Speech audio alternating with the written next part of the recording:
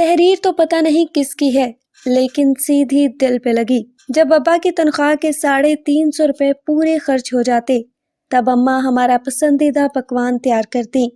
ترکیب یہ تھی کہ سوکھی روٹیوں کے ٹکڑے کپڑے کے پرانے تھیلے میں جمع ہوتے رہتے اور مہینے کے آخری دنوں میں ان ٹکڑوں کی قسمت کھلتی۔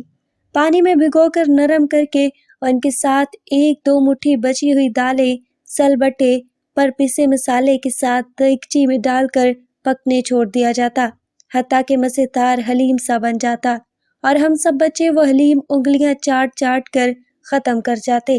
اماں کے لیے صرف دیگچی کی تہہ میں لگے کچھ ٹکڑے ہی بچتے۔ اماں کا کہنا تھا کہ خرچن کا مزہ تم لوگ کیا جانو، اور اماں ایسی سگڑ تھی کہ ایک دن گوبھی پکتی اور اگلے دن اسی گوبھی کے پتوں اور ڈنٹلوں کی سبزی بنتی، اور یہ کہنا مشکل ہو جاتا کہ گوبھی زیادہ مزے کی تھی یا اس کے ڈنٹلوں کی سبزی۔ اماں جب بھی بازار جاتی تو غفور درزی کی دکان کے کونے میں پڑی قطرنوں کی پوٹلی بنا کے لے آتی۔ کچھ عرصے بعد یہ قطرنیں تکیے کے نئے غلافوں میں بھر دی جاتی، کیونکہ اماں کے بقول ایک تو مہنگی روئی خریدو اور پھر روئی کے تکیوں میں جراثیم بسیرا کر لیتے ہیں، اور پھر قطرنوں سے بھرے تکیوں پر اماں رنگ برنگے دھاگوں سے شیر کاٹ دیتی۔ کبھی لاڈ آ جاتا تو ہنستے ہوئے کہتی، تم شہزادے شہزادیوں کے تو نخرے ہی نہیں سماتے، جس سوتے ہوئے بھی شاعری پر سر رکھ کے سوتے ہو۔ عید کے موقع پر محلے بھر کے بچے غفور درزی سے کپڑے سلواتے۔ ہم ضد کرتے تو اماں کہتی وہ تو مجبوری میں سلواتے ہیں، کیونکہ ان کے گھروں میں کسی کو سینہ پرونا نہیں آتا۔ میں تو اپنے شہزادے شہزادیوں کے لیے ہاتھ سے کپڑے سیوں گی۔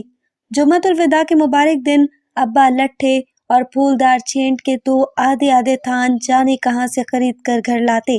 لٹھے کے تھان میں ابا اور تینوں لڑکوں کے چھینٹ کے تھان میں سے دونوں لڑکیوں اور اماں کے جوڑے کٹتے، اور پھر اماں ہم سب کو سلانے کے بعد سحری تک آپا نصیبن کے دیوار ملے کوارٹر سے لائی گئی سلائی مشین پر سب کے جوڑے سیتی۔ آپا نصیبن سال کے سال اس شرط پر مشین دیتی کہ ان کا اور ان کے میاں کا جوڑا بھی اماں سی کے دیں گی۔ ہم بہن بھائی جب ذرا ذرا سیانے ہوئے تو ہمیں عجیب سا لگنے لگا کہ محلے کے باقی بچے بچیاں تو نئے نئے رنگوں کے الگ الگ چمکیلے سے کپڑے پہنتے ہیں، مگر ہمارے گھر میں سب ایک ہی طرح کے کپڑے پہنتے ہیں۔ مگر اماں کے اس جواب سے ہم مطمئن ہو جاتے کہ ایک سے کپڑے پہننے سے کنبے میں محبت قائم رہتی ہے، اور پھر ایسے چٹک مٹک کپڑے بنانے کا آخر کیا فائدہ جنہیں تم عید کے بعد استعمال ہی نہ کر سکو۔ چھوٹی عید یوں بھی واحد تہوار تھا جس پر سب بچوں کو ابا 1 روپے کا چاند تارے والا بڑا سکہ دیتے تھے۔ اس کے انتظار اور خرچ کرنے کی منصوبہ بندی میں چاند رات آنکھوں میں ہی کٹ جاتی۔ صبح صبح نماز کے بعد ہم بچوں کی شاپنگ شروع ہو جاتی۔ سب سے پہلے ہر بہن بھائی کوڈو کے ٹھیلے سے ایک ایک اپنی والی گول اینک خریدا، جسے پہن کر چال میں اتراہٹ سی آ جاتی۔ پھر سب کے سب چاندی کے ورق لگی میٹھی املی اس لالچ میں خریدتے کہ رفیق امیچی ہر ایک کو املی دیتے ہوئے تیلی جلا کر املی میں شعلہ نکالے گا۔ پھر خانہ بدوشوں کے خوانچے میں بھرے مٹی کے کھلونوں اور رنگین کاغذ اور بانس کے لچکدار تیلیوں سے بنے گھوگھو گھوڑے کی باری آتی۔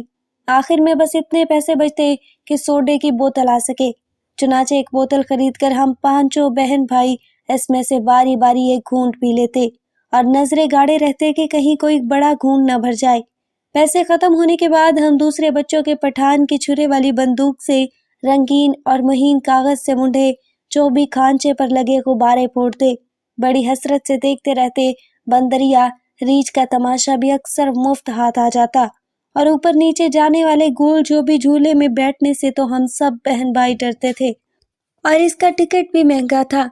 بقرعید پر سب کے ہاں قربانی ہوتی سوائے ہمارے، مگر یہاں بھی اماں کے من تک دل کو لگتی کہ جو لوگ کسی وجہ سے دنیا میں قربانی نہیں کر سکتے ان کے بکرے اللہ میاں اوپر جمع کرتا رہتا ہے۔ جب ہم اوپر جائیں گے تو ایک ساتھ سب جانور قربان کریں گے انشاءاللہ۔ ایک دفعہ گڑیا نے پوچھا کہ اماں کیا ہم جلدی اوپر نہیں جا سکتے؟ ہر سوال پر مطمئن کر دینے والی اماں چپ سی ہو گئی اور ہمیں صحن میں چھوڑ کر اکلوتے کمرے میں چلی گئی۔ ہم بچوں نے پہلی بار کمرے سے سسکیوں کی آوازیں آتی سنی، مگر جھانکنے کی ہمت نہ ہوئی۔ سمجھ میں نہیں آیا کہ آخر گڑیا کی بات پر رونے کی کیا بات تھی۔ کوئی 6-7 ماہ بعد ایک دن اماں باورچی خانے میں کام کرتے کرتے گر پڑی۔ ابا نوکری پر تھے اور ہم سب اسکول میں۔ گھر آ کر پتہ چلا کہ آپا نصیباً اماں کی چیخ سن کر دوڑی دوڑی آئیں اور پھر گلی کے نکڑ پر بیٹھنے والے ڈاکٹر محسن کو بلا لائیں۔ ڈاکٹر صاحب نے کہا کہ اماں کا دل اچانک ساتھ چھوڑ گیا ہے۔ تدفین کے بعد ایک روز گڑیا نے میرا بازو زور سے پکڑ لیا اور یوں کہتے ہوئے پھوٹ پڑی کہ خود تو اوپر جا کر اگلی عید پر اکیلے اکیلے بکرے کاٹیں گی اور ہمیں یہیں چھوڑ گئیں۔